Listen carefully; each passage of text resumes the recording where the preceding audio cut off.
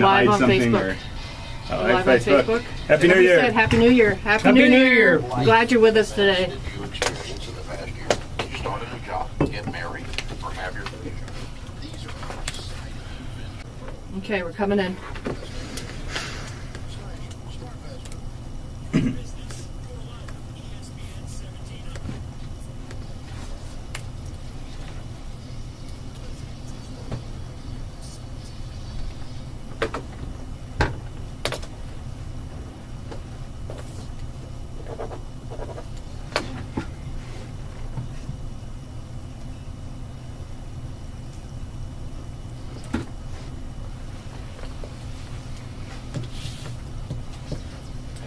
Good afternoon. Welcome to Biz Talk, Believing is Seeing Talk Radio, where we walk the talk. Happy New Year. I'm Bob Ryan. I'm Montana Smith. And I'm Aaron Knott, and we've got a transformative show for you to start off the year. Transformative.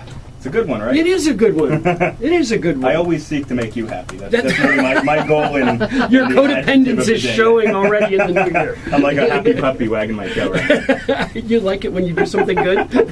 Yes. I'm very pleased. I don't know why I feel like scratching you behind the ear. Please stop. Yeah, don't do that right now. I'm glad I've got a headset on. To stop me from it. Well, we do have a great show for you today. Starting off our new year right, you've heard of this guy, Maury Shawaki.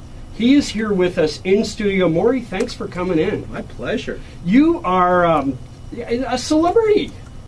Of sorts. Yeah. Of sorts, I guess you could call it. Thank Yeah. you very much for having me, and Happy New Year. Well, Happy New Year to you. Now, tell us a little bit about who you are and where you come from, because I think there's a lot of people out there that know the name, they recognize it, but they're not quite connecting it yet, but they will in a second.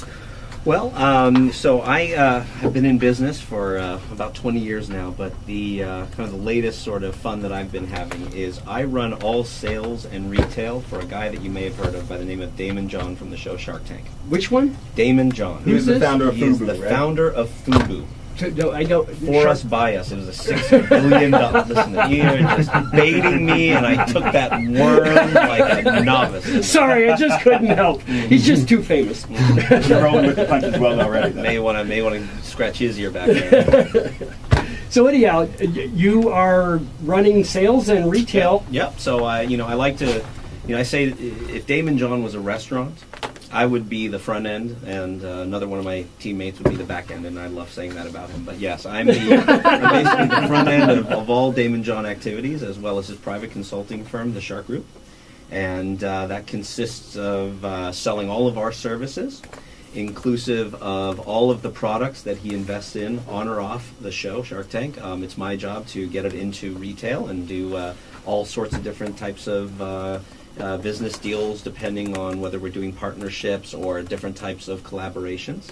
I go to a lot of his keynotes. He's one of Forbes' top 10 most sought after motivational speakers, and I go to the majority of his speaking arrangements, and I'm basically the guy that makes things happen with the clients that we're talking to. And how did you arrive at this? Because this is kind of a cool place to be. Yeah. What was your path here? So my path was, first I've kind of been a serial entrepreneur for a long, long time. I, kind of got my start in business in the mid-'90s.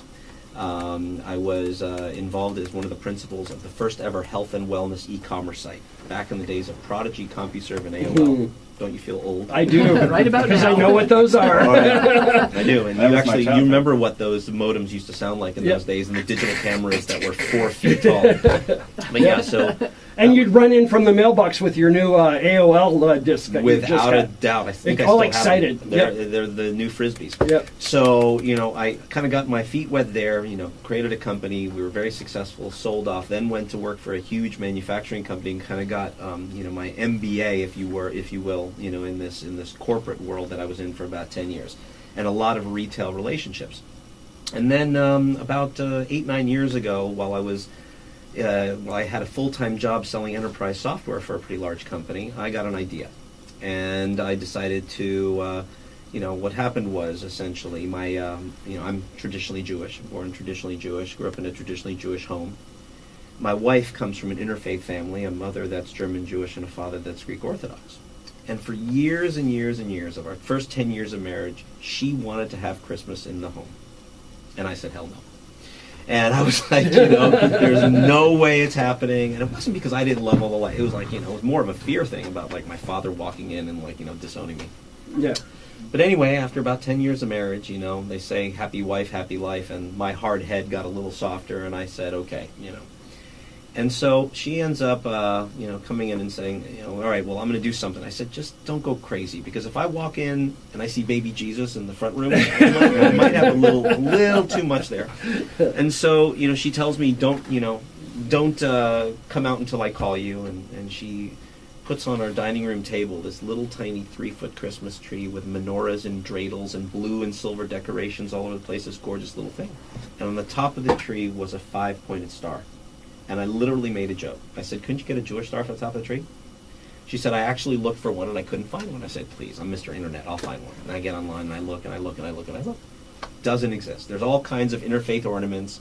There's pictures of people who had put, popsicle sticks together and put it on top now, of the tree. Are you talking about like the Star of David? The Star of David. Yes, the Okay. Jewish Star of David on Right. top of the Christmas tree. And I was just thinking to myself, how can this be that it's never existed? And so I started to do the research, and basically, long story short, I'm the inventor of a product called the Hanukkah tree topper. I'm the guy that patented the Star of David that goes on top of Christmas trees. And the Christmas tree topper, that's the star of the show, right? Exactly, that's the big deal. In fact, one of our taglines was the world's first menorahment, and then this holiday reach for the star.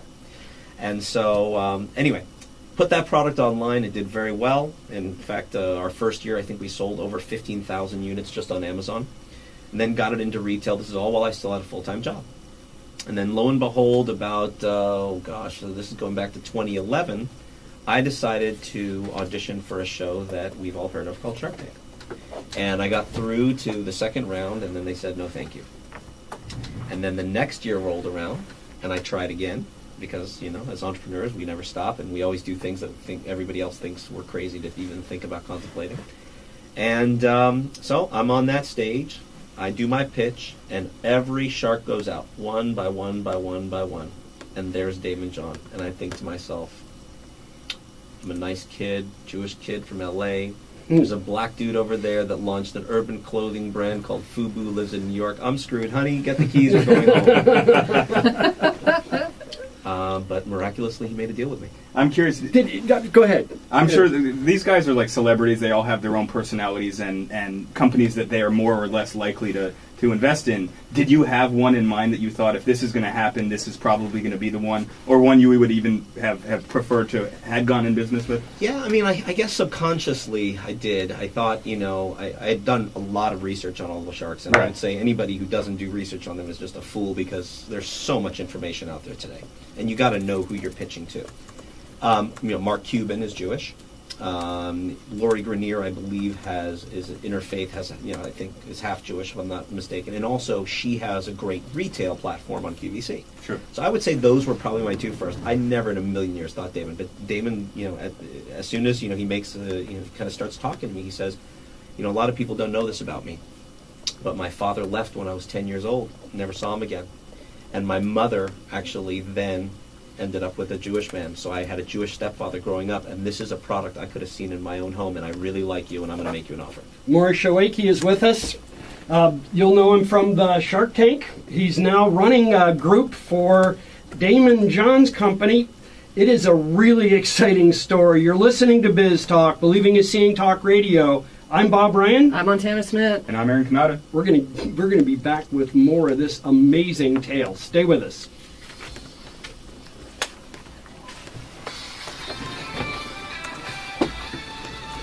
You're a great storyteller. I like stories. Are we good? Yep. So yeah, I'll then get into more about how it turned from that into Where you're at now. That's a Yeah. pretty Right, interesting so story. although we're off of the airways right now, we're still live on Facebook. Got it. Okay, cool. Very good. Yeah, that would have been right at home in my family. We did Christmas, we did Hanukkah. But Christmas, it's funny, it's a social thing too. I've got friends who are Iranian who I think are completely secular, but they celebrate Christmas because you get the time off as kids. Their families wanted to assimilate into the community, so it's We were looking for Christmas music when you were over, and I was looking for some Jewish music to play, and I found the Jewish Muslim band singing Christmas carols on YouTube. The Jewish Muslim band singing I Christmas want to carols. see all the different headpieces. Yeah. U.S. carolers must have a great time. USA Today or somebody ran an article about how many of the famous Christmas songs were written by Jewish. Yeah, Jewish well, people. the company that I ended up licensing my product to are all owned by Jews. It's like they own the Christmas market. But even like I'm Dreaming of a White Christmas. Yeah. You know, I mean the iconic ones. Yeah. The scratch in your head like how. Well, it's funny. I mean, my parents were like, they're so traditional, but they let me sit on Santa's lap at Macy's. They would send me out for Easter egg hunts. Right. I mean, I didn't know the Easter egg had anything to do with the resurrection of That's Jesus what I'm saying. Christ. It's very, very like, social. It's a holiday. Yeah. It's like Halloween. It was just Right. it was fun, and Halloween's a Christian holiday. Yeah, of course, of course. Everything's a Christian holiday. We're coming back in 15 seconds. Can you try and hold a center point on the table here? We have all the cameras set up Yes. so that you're both in the shot.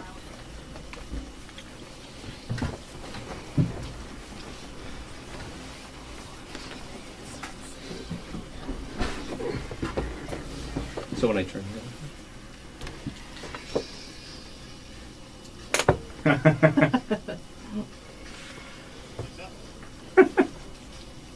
For those of you on Facebook, we're listening to the theme song from Shark Tank, which is appropriate for our guest today. Welcome back. You're listening to Biz Talk, Believing is Seeing Talk Radio, where we walk the talk. And we are broadcasting today from the ESET studios. ESET Internet Security, do more. And get a podcast of today's show at ESPN1700.com. I'm Montana Smith. I'm Aaron Canada. And I'm Bob Ryan. Glad to have you with us today. Happy New Year. Happy New Year. Happy. Anybody break any resolutions already? I don't make resolutions. I don't either. I tend not to. You I tend- have things I want to get done this year, but I tend not to do the resolution thing. Yeah, I read or heard this morning on the news that like some 50% of all resolutions that are made are broken by January, into January. I think 2 What's weeks. the- That is the average. I don't understand the point of setting yourself up for disappointment. Keep the bar low. Right. As you talk about, Aaron, we do sufficient radio, just getting by, right? That's right. If we're still here in 2019, woohoo. We're glad to have you with us today. Maury Shawaki is with us. He is really developing quite a name for himself. He's running Damon John's retail outlets, all of his investment properties, right? I mean, Yep. he has quite a few. I mean, the list just goes on and on and on with your clients, and he also does kind of an entertainment management deal too, right? Well, not so much entertainment management. We have, his career. A lot of celebrities have come to him and said, "Listen, I've got a big following. I don't know how to monetize this. I don't, I have a passion." One of our latest clients is an amazing woman who I love dearly, is Catherine Zeta-Jones. Oh, yeah. So she I like her came too. to Yeah. Damon. Yeah, she's Zorro. she's fantastic. So I mean, she's like Hollywood royalty. I mean, Tony Award, Academy Award, right? Married to Michael Douglas, the whole 9 yards. And she literally stalked Damon and called him up one day out of the blue and said, "Damon, I want you to help me realize my dreams." "What are you talking about?" She says, "I've been an interior decorator and a seamstress for my whole life, and this is something I really want to do. I want to be like the next Kathy Ireland." He's like looking at her like, "What are you talking about?" And she says, "Here, look." And she like throws sketchbooks at him and lookbooks and all these great things of all these things that she's designed. And she said, "Here's the problem. I've designed, the last 5 houses that we've lived in, and Michael has now told me that if I want to design any others, I have to design it for other people." Because he's done moving, right? No, they don't need to move, but they keep a few homes. But so we essentially, what Damon helped her do, and I helped on the retail side, is we took her to different manufacturers, different licensees and whatnot, and different retailers, and ended up launching a home decor line on QVC No a few months ago, kidding. which has Fantastic. exploded. So he's done that for a lot of people.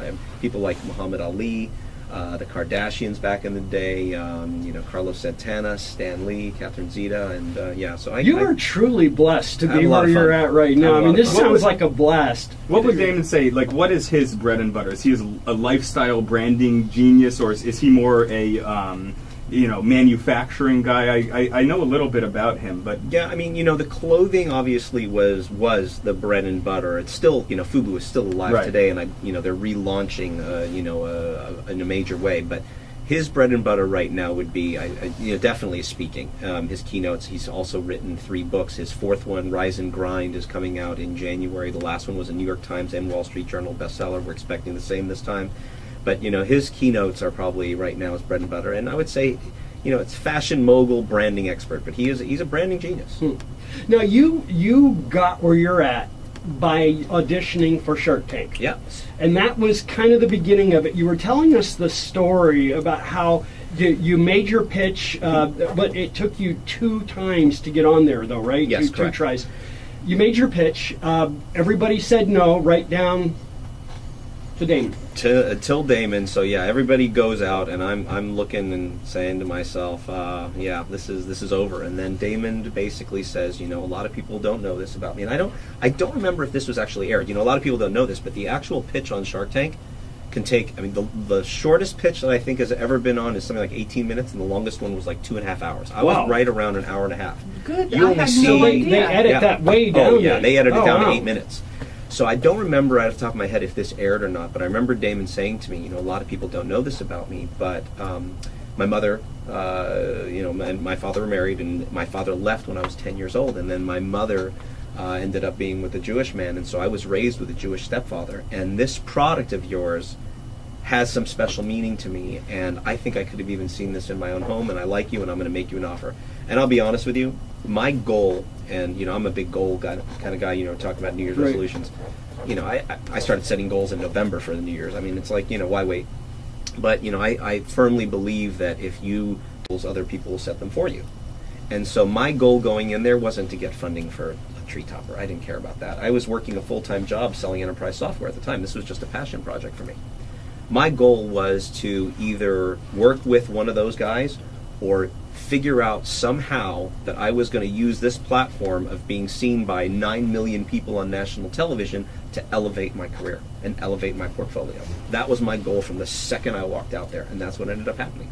So essentially, after I made the deal with Damon, you get kind of whisked off into the truck where the psychologist makes sure you're not crazy and you're not going to jump off a building. And then, his licensing folks were... They actually have you talk to a therapist. Every single person. That's interesting. I did not know that, but that makes sense. Would that be Absolutely. good advice for anybody looking to invest in an entrepreneur, right? Let me tell you something. In this world of entrepreneurship, you're dealing with, what I like to... I almost...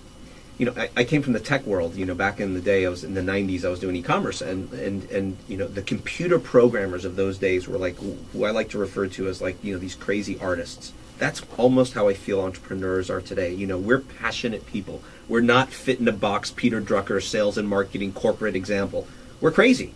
And so you deal with a lot of crazies. So yeah, I think background checks and private investigators are a good investment for any company working with entrepreneurs. So the product that you what's the brand name of the product on the market? The Hanukkah Tree Topper. Hanukkah Tree Topper, and people can get that if they're interested. I'm guessing it's a ways before next Christmas. You want one but- right now? I got one in my bag for $20. I'll sell it to you right And there now. we go. You're a great entrepreneur. Is that with the radio discount?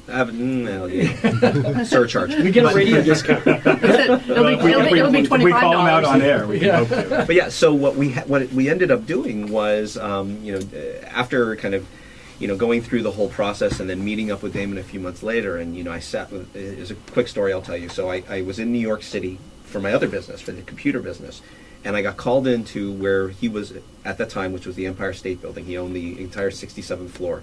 I walk in, there's the big FUBU sign. I'm thinking to myself, what am I doing here? This is like too crazy. And we sit across from a table, and we basically get to know each other. I tell him my story, he tells me a story, and he's like, okay, we're good. Let's start talking. But he said, listen, I really like you, but I hate your product. Hold that thought. That is a great place to leave this. By the way, I want to find out when we get back if he's always impeccably dressed. I'm sure he probably is. You're listening to Biz Talk, Believing is Seeing Talk Radio. Maury Shawakey is with us. He is a very, very, very interesting entrepreneur with a great story. I'm Bob Ryan. I'm Montana Smith. And I'm Aaron Canada. We're going to be right back. Don't you dare go anywhere. The rest of this story is coming.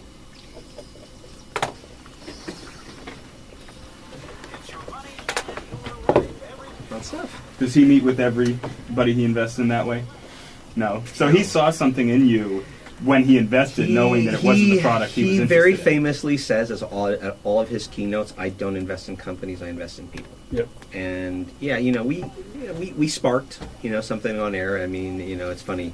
Lori Grenier kind of got upset with me, which is why she went out. There's a real personal story to why I came up with this idea, and it has to do with kind of some conflict that was going on in my family life and my marriage, and that's why I kind of came up with it.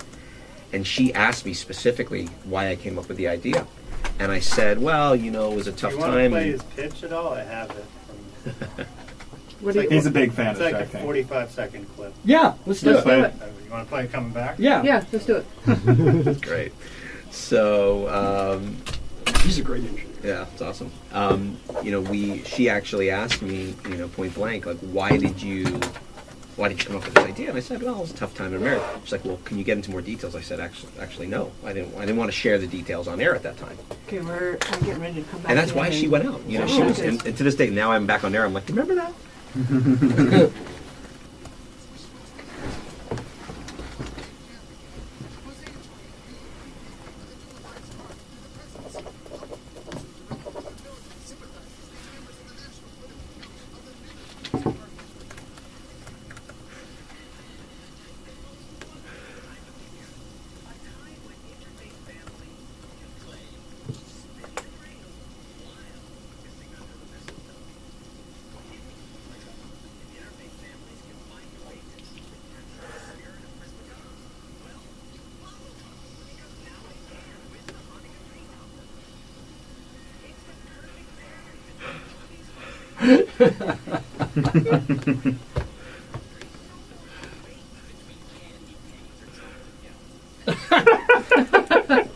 Great pitch.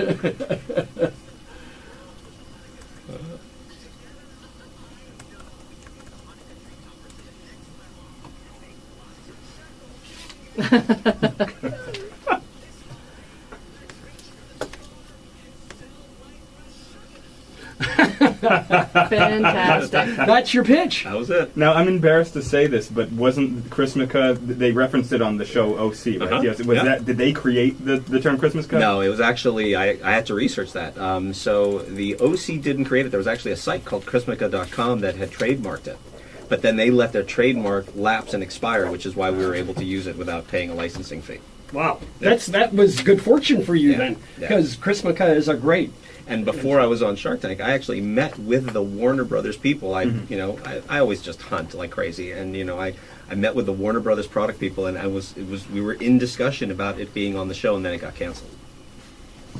Interesting. So we're going to go back to your story. Uh-huh. Do you remember where you I left do, off? absolutely. So I'm sitting with Damon John across this big credenza in New York City in the Empire State Building, and he looks over at me, and we have this great conversation. He says, "Here's the thing, Maury.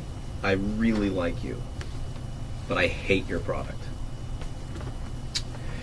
When somebody says something like that about your invention, that's almost like them insulting your children, Yeah. calling my daughter ugly. But, you have to, in business, learn to respond, not react. And I said, Damon, what do you mean? He says, well, here's the thing. It's a great message. It's great quality. It's beautiful.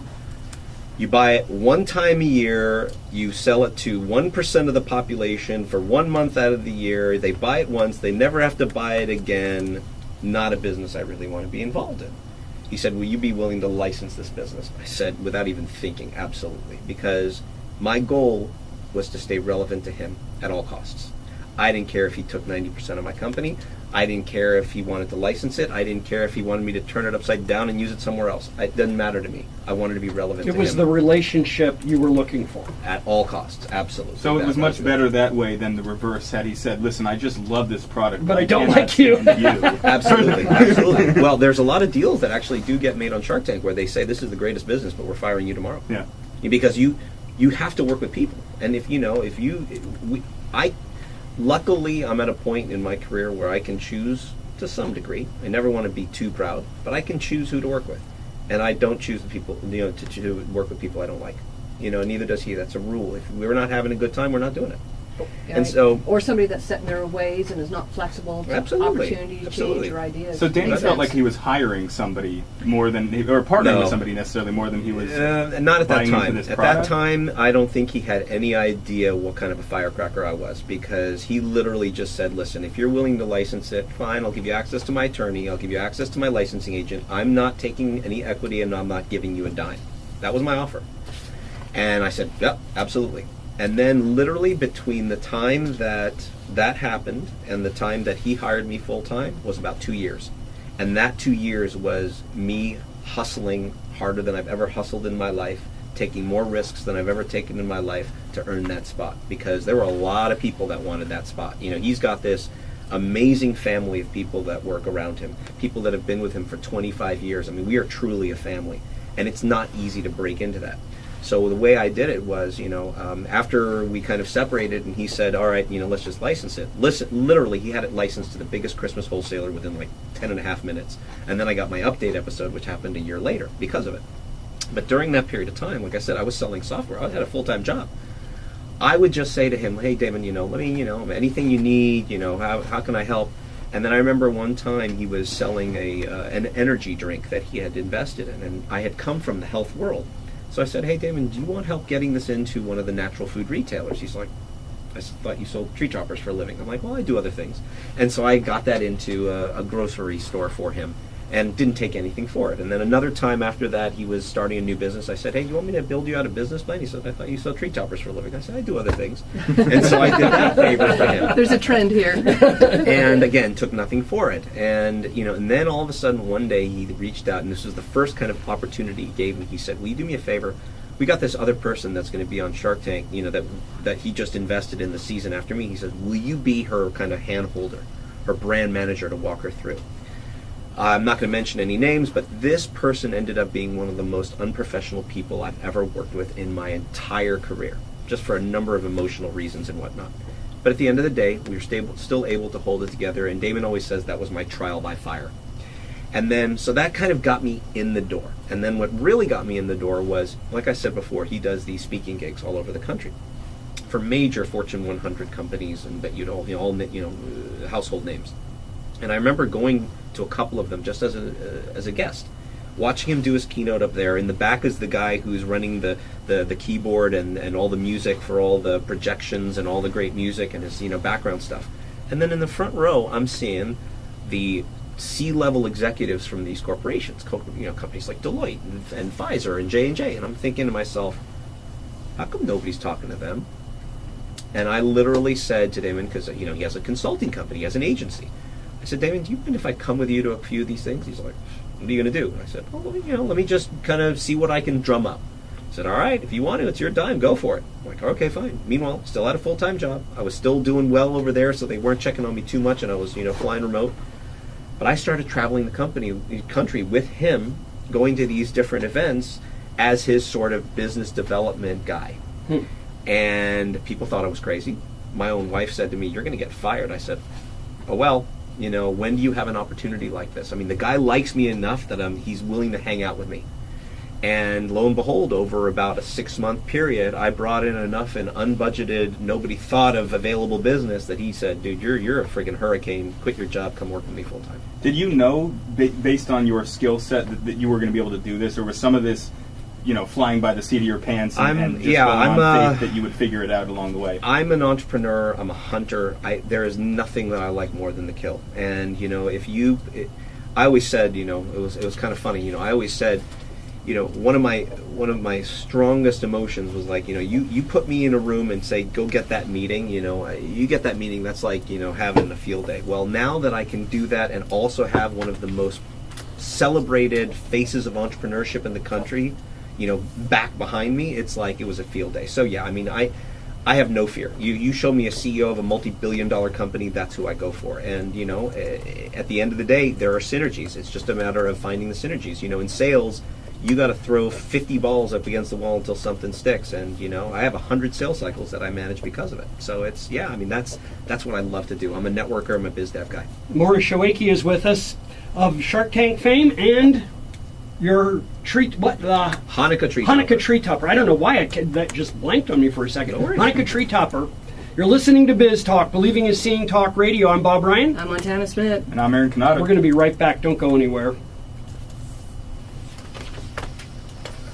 Hi, Danny Linford here from Today's Homeowner. Are you ready to tackle some of those pesky projects around your home? Boy, you're about the easiest interview ever. Yeah. I just wind you up and let you go. Yeah, my wife sometimes tells me to shut up, but yeah. That's why I come here, so come back home. Tired, I don't want to talk anymore. I don't think I ever get tired of talking. No, No, you don't. I love it. There's not, I mean, I truly... Well, this is natural for you, right? Yeah. I mean, on and off the air. I've always loved it. I've always, and honest to It's people. goodness, I love people. theater right? was the best sales training I ever could have had, ever. Huh. And I would tell that to any aspiring salesperson. Learn the gift of gab. You gotta know how to talk to people. It's all about relationships. It's all about, and do you truly enjoy it? I mean, people can tell if you're full of it or not. Yeah. You know, a lot of people will call me. I'm a pain in the ass to a lot of my buyers. You know, but it's like you gotta also know the right equation. When to push, when to pull back, especially people like Damon Boy, in there's a lot that of truth world. in that. Sure. You gotta know, you gotta be able to read and Yeah. smell the signals, you know, and know when to go forward and back. And you know, it's all about essentially just finding that opportunity and loving what you do, because people love to work with people they like. You guys were coming back in 5 seconds. It's Ricardo and I. 3 hit dates in the business.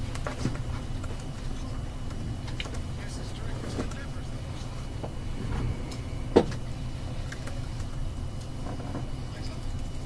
Welcome back. You're listening to Biz Talk, Believing is Seeing Talk Radio, where we walk the talk. And you're listening to us on ESPN 1700, but did you know you could watch us too? Yes, you can. Watch us on Facebook. Visit our Biz Talk Radio page and share your comments, and we always appreciate your likes and shares. I'm Montana Smith. I'm Aaron Canada. And I'm Bob Ryan. Glad to have you with us today. Maury Shawaki is here. He is the, do you call it the manager, or what's your actual title? with- Head of sales and retail. Head of I am- sales and retail for Damon John's multifaceted business. Right, his private consulting firm, the Shark Group, but you know he likes to call me his pain in the ass. So you're the man that makes things happen. No. I wouldn't say I'm the one who makes them happen, because we have a very strong team of people who all together make things happen. But I'm the guy on the front end that brings in a lot of the opportunities that then the team collectively. The rainmaker, so to speak. I guess you could call hunter, it that, the maitre d', the hunter, the one that's sniffing out a lot the of the point stuff. man. You're out there in front. Yeah, and I come from a corporate and e-commerce background. I was an entrepreneur too, so I see things in a very different way than a lot of people in the organization, because I've worked in that kind of brick and mortar corporate world for a lot of years, and so yeah, it's all about he surrounds himself with 2 people, entrepreneurs and millennials. How much of the Shark Group is made up of people who come from the show versus other people? 1. No, Really? I didn't mean. I get that you're working within the organization, but don't you guys consult with the people at? I mean, earlier on in the show, you said he gave you a task to go work with one of the people who had invested. So all of the Shark Tank companies that he invests in, all of the services that we provide to them go through his organization, the Shark Group. So, we have a licensing division, we have a speaking division, we have a manufacturing and sourcing division, digital media and social media division, Right. Sales and retail is my division. So all of the companies that he invests in on the show utilize our company as the sort of umbrella for both investment and services. I get that. And my question was, of all of the companies that you work with, is that just a drop in the bucket? Meaning that makes up 10% of all the companies that you guys work with? Yeah. Is it 50? Yeah, I would say, between all the different activities, speaking, manufacturing, digital media sales, I would say we spend our time, about 30% of our time on Shark Tank, and the rest outside of Shark Tank. Wow, so you guys are, really, you've got a lot Diverse. going on. Yeah, a lot of different categories. I mean, everything from technology to apparel to consumer goods to software to, lots of different facets. Financial services, etc. You've met now a lot of high-end famous people. You probably had already experienced that in your business life before. Yep. Damon's obviously an important part of what you've done. What other people have had a huge impact on you? Are there too many to mention here? Well, no. I mean, there's been a few. Some who I've met in person and some who I haven't. First and foremost, my hero, my teacher was my father. He was an amazing, amazing entrepreneur. He's passed away now, but he was a guy who, with a 7th grade education, ended up being an incredibly successful entrepreneur, multinational. Grew up, we all grew up in Beverly Hills, very successful, the whole 9 yards. And he was, he gave me my first job selling rattan furniture when I was 11 years old. Man, I could sell you a Papasan in any stain and colors. And I'll never forget the first time I heard that credit card swipe, when I, filled in an invoice, closed a deal, called on the phone to, put in that authorization number and hear back that funny code. You feel old again now? Yeah, really do. Me too. And it was amazing. Thanks for reminding me. No worries. You're the one wearing the bow tie, not me. But, okay, that's going to be a sound clip. But that was, that was it. He was always, very focused on as much as we had, it was about, getting out there and hustling. So he was a great mentor to me. Another mentor that I had was when I first joined the big corporation after we sold our e-commerce company back in the late 90s. A guy I was a 24-year-old tech kid, green as can be, going to work for a huge corporation, and I worked for an executive, first name Scott, who came from a company called Conagra, which you may have heard of. And he was an amazing, amazing mentor to me, because he taught me, things like always know your audience. Reality, perception is reality in the receiver's mind. He really got me to understand. He was a much older gentleman. He was near retirement, but he really got me to understand business. And then from a standpoint of other sort of entrepreneurs, I've always been a fan of Richard Branson, and I actually do have a little bit of history with him because.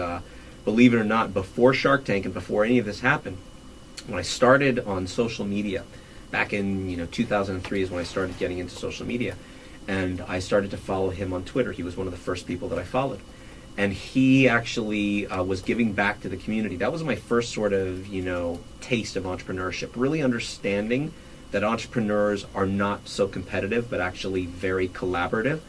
And he said something along the lines of, I'm giving budding entrepreneurs a chance to get their ideas out there by celebrating Virgin Atlantic's 25th anniversary. I'm going to create something called Pitch TV.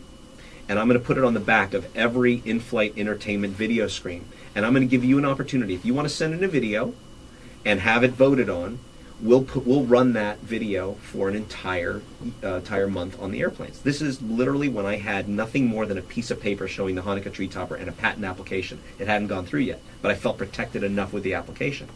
And I literally created a video sitting at my table, put my camera on top of a candle, taped myself holding this thing up. And then this thing got voted on. It's still on there today, and it got voted on, and I was on the very first episode of Pitch TV. And what that did for me, and one day when I meet him in person, I'm going to tell him, that was when I said to myself, okay, if I ever am going to do this, I got to do it now, because entrepreneurs exaggerate a little bit. I guess sometimes maybe, huh? Maybe in my personal life too. I've asked my family about that. But I figured at that moment, I had a brand alignment with Virgin, with Richard Branson, in some capacity. Now is when I have to actually capitalize on this. And so I got my butt on a plane, went to China, and made it happen, and actually manufactured my first unit. Seriously. And that's what drove me to do it. So it sounds like your career path has been success after success after success. Hearing all these wonderful stories you have, it feels like you've lived this enchanted, blessed life, which may be the case. Have you ever experienced the opposite, where you've just completely stumbled and fallen and had to pick yourself up again? Most of the successes in business I've had have been a result of personal failures. And so while I don't think I've had too many business failures per se. In sales, it's the deal you don't get is the business failure. But I'm your counterpart. Are you? Yeah. I make up for it. Yeah. Believe me, I fail a lot, and failure is one of those things where my background is I grew up very, very wealthy. Lived in Beverly Hills, house that was 15,000 square feet right by the Beverly Hills Hotel. Had lots of whatever we wanted. And then when I was 17 years old, my father lost absolutely everything. Maury Shawakey, stay with that thought. I want to hear the rest of the story. It's a fantastic interview going on for our New Year's episode. You're listening to Biz Talk, Believing is Seeing Talk Radio. I'm Bob Ryan. I'm Montana Smith. Now, Mary Canada. Don't you dare go anywhere. We're going to hear the rest of this story when we get back.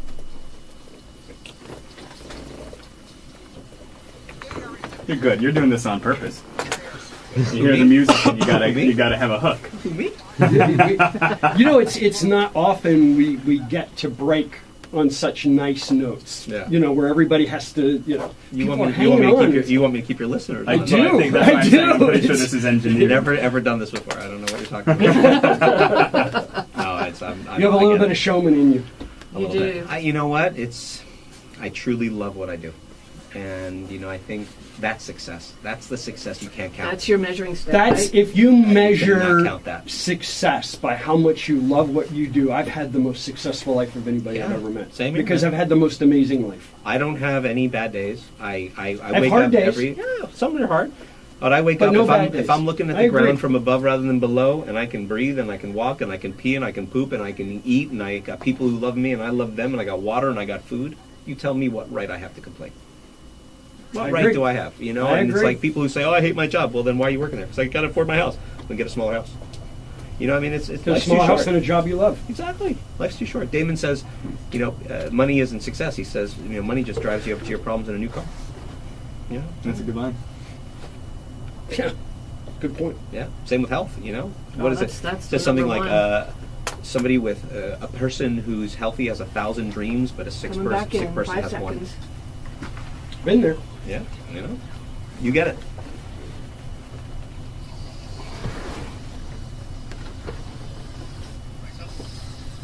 Welcome back. You're listening to Biz Talk, Believing is Seeing Talk Radio, where we walk the talk. And we'd like to take this moment to thank our engineer, Jeff Bilodeau, our music by Derek Audette, our interns, Sarah, Andrew, Leah, Deidre, Chrissy, Alex, and Dan, who is in studio with us today. I'm Montana Smith. I'm Mary Canada. I'm Bob Ryan, and glad Dan's here. Good to have you back. Thanks. Welcome back from the holidays for everybody. You have really the coolest new year ahead of us. I mean, this is 2018. There's good things happening, I believe. There's some bad things that could, but let's not count on those. Let's count on the good stuff. And in terms of good stuff, Maury Shawakey is here of Shark Tank fame. He runs Damon John's sales and retail initiatives. He is also a serial entrepreneur and a man with a lot of great stories. So, Maury, I was asking you whether or not your successes have been one right after the other, or whether you've had any times when you had to struggle. And you were telling a little bit about your childhood and growing up in a wealthy family with a successful entrepreneur dad. And when you were 17... When I was 17, that silver spoon that I was born with got pulled out so hard I still have skid marks. My father lost absolutely everything when he was 65 years old. And I got that call. I was actually here in San Diego going to university. I was in my freshman year at UC San Diego. And I got the call, and they basically said, "You got to come home." I said, "What are you talking about?" They're like, "Well, it's gone. We don't have it anymore. We can't afford you to stay there." I said, "I'm not coming home. This is my first time away. Are you kidding me?" And I remember how mad I was. Everybody got the summers in Monte Carlo. I never got them. I was the youngest of 5 kids. Everybody got to hang out in Tahoe on the lake and take the boat out with all their hot girlfriends. I never got to do that. I was pissed off. But then I realized that, I got to stand on my own 2 feet for the first time in my life. And I'm the youngest of 5 kids, like I said. And so, I'm like, everybody's example out there was, they were always, they had what they needed to at least get started. I didn't. So anyway, I remember telling my dad, "I'm not coming home." He's like, "Well, I can't afford college." I said, "That's fine. I'll take care of it." And so that is when I went into high gear. And, I had to figure it out. I mean, I had classes in the morning. I was a theater major, so I had rehearsals at night. And so I had to figure out how to do this. So I was the guy who was waking up at 4 a.m. to show up to the deli at 5 a.m. every morning, the only guy who spoke English, cutting meat on the slicer every single morning at a deli here in San Diego for about 4 hours. I would then go to class, I would then do homework, I would then go to rehearsal, I would then go to sleep, and then I'd wake up and do it all over again. And I got out of school with a bachelor's degree, only the second person in my family to do so, in about 3.5 years. And that was, really for me, that work ethic, my father really instilled that in me, but I just, that was when I had to just, and I found that really adversity is the most incredible fuel for business. because that's truly when you're built this way, where you have that mindset of an entrepreneur, the mindset of a hustler, the mindset of somebody who just won't quit. It's when things are the toughest that you do the best, because it's the only thing that occupies your space. You just said, I think, some of the most important stuff we've had on this show. The mindset of the entrepreneur, the mindset of somebody who will not quit, who will not give up. To what do you attribute that mindset? Is it intuitive? Is it built into us? Or is it something that somebody that does not have it can attain? Yes, in fact, we at the Shark Group have a speaking division, and one of the programs we're launching right now is something called Innovation Labs. It's funny you brought this up, because it's something that's right on the tip of our tongues. We partnered with a professor at Darden University who actually teaches the science of entrepreneurship, and does, in her thesis, claim it can be taught. The science of entrepreneurship from a psychological standpoint? Absolutely. So what is it that makes these individuals different? Exactly. I mean, I'm the type of guy that, I'm sitting here looking at this bottle of water wondering how I can make it better. And it's not because I want to make money. I'm not driven by money. I mean, don't get me wrong. That's funny. Very few entrepreneurs truly are driven by money. Yeah, and that's the it's most success I've had. From something else. Exactly. And that's what truly, when you're having fun doing it, when you're changing lives. I mean, my little tree topper, okay, I sold 300,000 units. I was never going to be a millionaire. But every single person that wrote me back and said, "You've changed my life, you brought warmth into my home," that's why I did it. And that's what drove the success of the business, was my passion. And actually, you did that because you and your wife had a disagreement about celebrating, and it brought a celebration into your home that didn't exist before. That's my other big failure. Wow. Was about and I if you don't mind, I'm going to get a little real here, because I think it's an important thing to do. By really teaching people that you got to look at adversity and make the best of it. But about call it 10 years into my marriage, things weren't going so well for us. And instead of being the bigger person and seeking counseling and doing whatever I needed to do to step up, I chose the easy way, and I went outside the marriage, and that was a big failure for me. And lo and behold, it caused a lot of problems. We ended up having a child who I didn't know about for about a year and a half from the other relationship that I had. Wow. Oh yeah, and talk about a bomb going off. And believe it or not, so what happened was, this all took place. And, I thought everything was going to crumble, but I just said, nope, I'm going to be the best father I can be. I'm going to work as hard as I can on keeping this together. And we now have, I've got a child that I've got to take care of now. And so, believe it or not, that is the year where after 10 years of saying no to my wife, that was the year that I said, fine, bring Christmas in the home, because we had such a horrible time and she was so upset. And lo and behold, with a bunch of hard work and a lot of counseling and a lot of support, and just, really, working on our relationship and making sure I was a more healthy person, because I had, entrepreneurs, we're really into ourselves a lot at the time, unfortunately, and we don't think, we're doing stuff for other people, but we're not necessarily thinking of other people. And so I had to get out of my own way.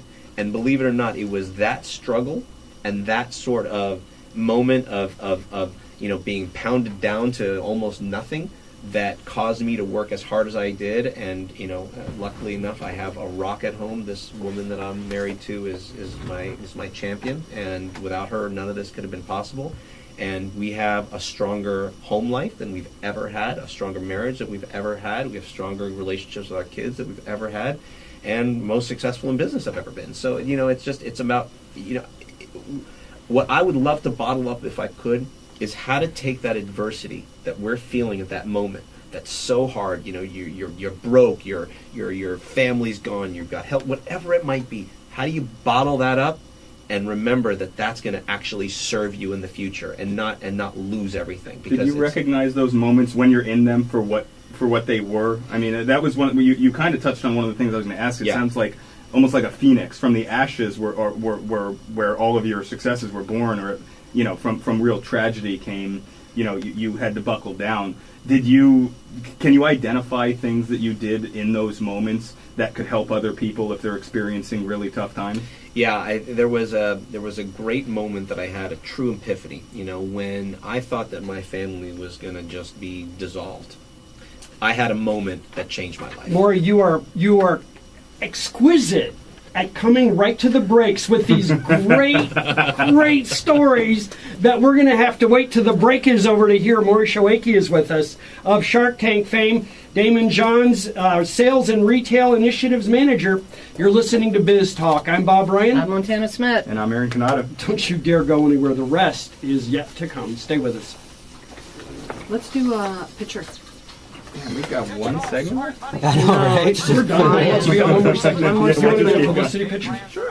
Put your headset on and scoot around next to me. Right here on the Ray Lucia Show, weekdays 9 a.m. to 11 on ESPN 1700. I'll be taking your calls and your emails, answering your questions live every day, Oh, that's nice. helping you to make better money moves. You know, it's kind of like getting a PhD in finance when you tune into the Ray Lucia We got Show.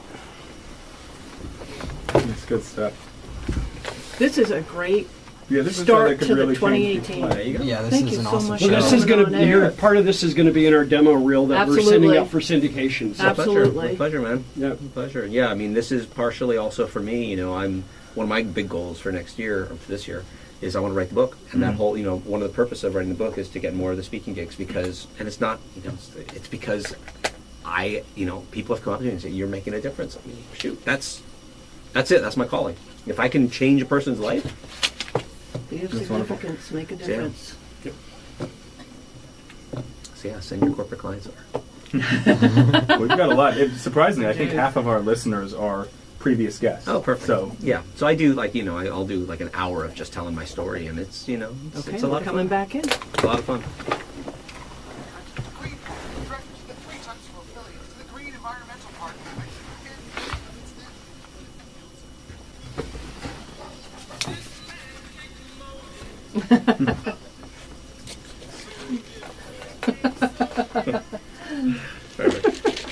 For those of you on Facebook, we're listening to this magic moment. Very appropriate for coming back in from the break. Well, welcome back. You're listening to Biz Talk, Believing is Seeing Talk Radio, where we walk the talk. And we're broadcasting from the ESET studios. ESET Internet Security, do more. And get a podcast of today's show and any of our previous shows. Now we're talking. Go to ESPN1700.com. I'm Montana Smith. I'm Aaron Canada. And I'm Bob Ryan. Glad you're with us today. Happy New Year. We have a great show going on. Maury Shawakey is with us of Shark Tank fame. He runs Damon John Sales and Retail Initiatives, and he's a serial entrepreneur, and he's an overcomer. I love that. I asked you a little earlier about adversity in your life because it sounds like you've had such a great run that maybe nothing stood in your way, but you were talking about some tough times you've had. More in your personal lives, though, than business failures. And you were getting right to this really critical epiphany that you had. It was during a downtime, right? A tough time. Yeah, so Yeah. my wife and I were not doing well. She had just found out that I had had a previous affair. We had a child that I didn't know about. I was actually separated from her, and I was in LA at the time. She was here in San Diego, and I truly thought at that time I was done. I thought my family was finished, and her parents have been married 50 years. My parents have been married 50 years. I mean, talk about the ultimate failure. I had three young kids. I said, this is all it, And I remember sitting at a coffee shop in LA, and I'm sitting on the sidewalk at an outdoor table. And I must have had my head in my hands, feeling like, I don't know if you felt ever so much stress and anxiety that you felt physically ill from it. I mean, I had very rarely felt that in my life, and I remember how it felt to the T. And I'm sitting there just thinking, it's all done. What am I going to do? I'm going to either be by myself, or I'm going to go, live the life of a rock star and just forget my family. And what am I going to do about my business? And believe it or not, all of a sudden I hear this voice, and this voice says, "How do you do it?" And I look up. I didn't know if I was dreaming or not. And I look over to my left, and on the sidewalk next to me is a homeless man in a wheelchair. And he's completely emaciated and dilapidated and dirty and whatnot. And he looks at me and he says, "How do you do it?" I said, "How do I do what?" And he says, "You look so successful, so at peace, so happy, so at one with yourself. How do you do it?"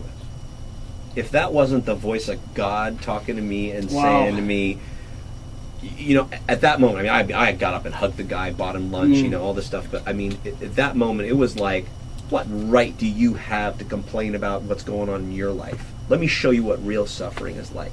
And that was a true epiphany for me. It was like, nothing, nothing.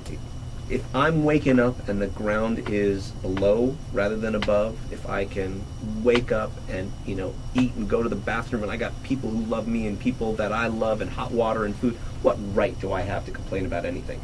And so that truly was a big ignition switch for me, not only for my professional development, but my personal development as well.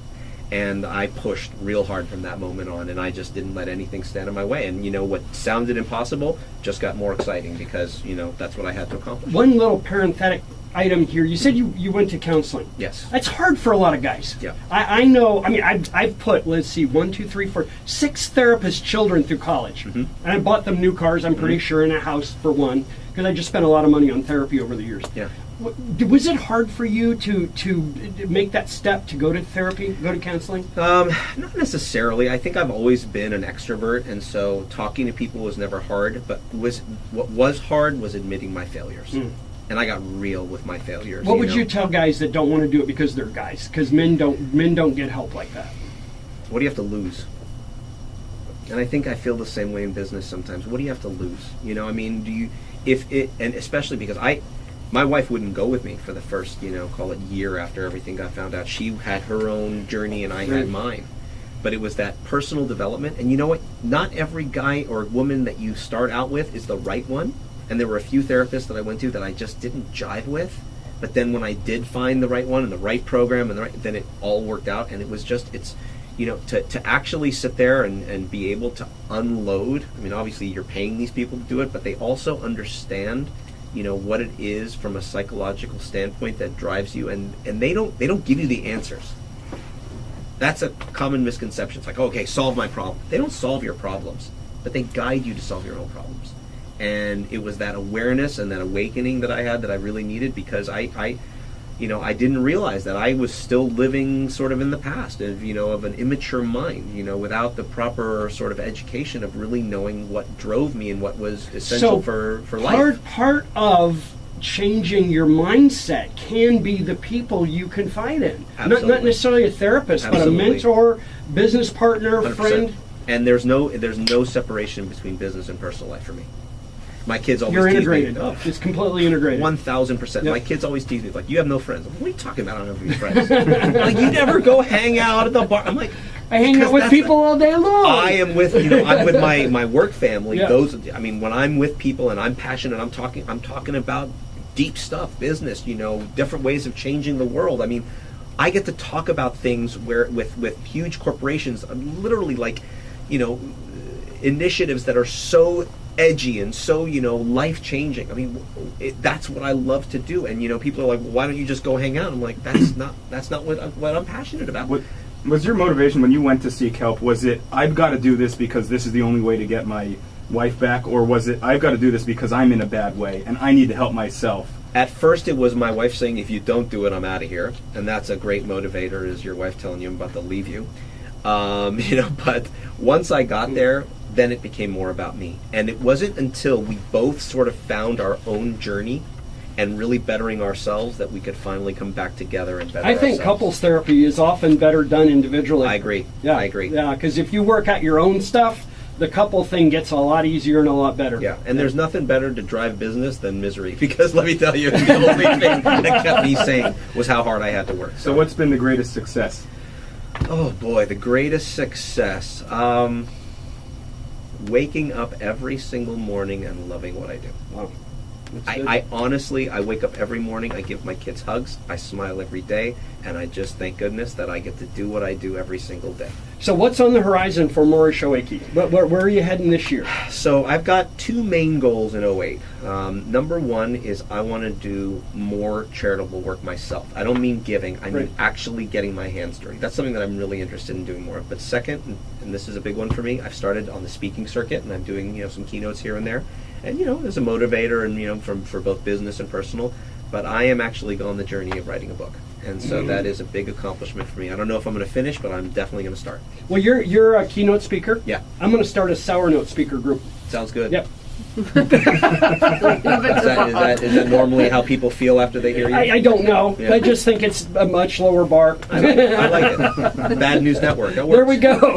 When you're trying to motivate with positivity, we're going to motivate and say, this is what you don't want. And Yeah, you better do some things right, otherwise you'll be sitting in my seat. If you work really hard, you'll surpass us Yeah. very easily and very quickly. So measure your bar with us, right? And you'll always be successful. Yeah. So you have a great and blessed life. Thank you. You have a wonderful story. You're writing your book. Actually, have you put pen to paper I or have. finger to key yet? I have. So you've actually started it. I have. And do you stare at a blank screen every once in a while? No, No? I really just, I kind of just write what I speak about. It's my life. And, if people find it interesting, then that's great. I'm going to need the help of a lot of experts. One of, success, another great strategy is strategic partnerships. And so, it's the writers, the editors, the people that have done this before, lean on strategic partners. That's a testament of success. Maury Shawaki, thanks so much. My pleasure. Good Thank luck you for with us. having me. Will you come back and let's hear the story? Only as if it you goes invite on? me. We will. All right. You've been listening to Biz Talk, Believing is Seeing Talk Radio, where we walk the talk. I'm Bob Ryan. I'm Montana Smith. And I'm Aaron Canada. You folks have a great and prosperous day. Bye-bye.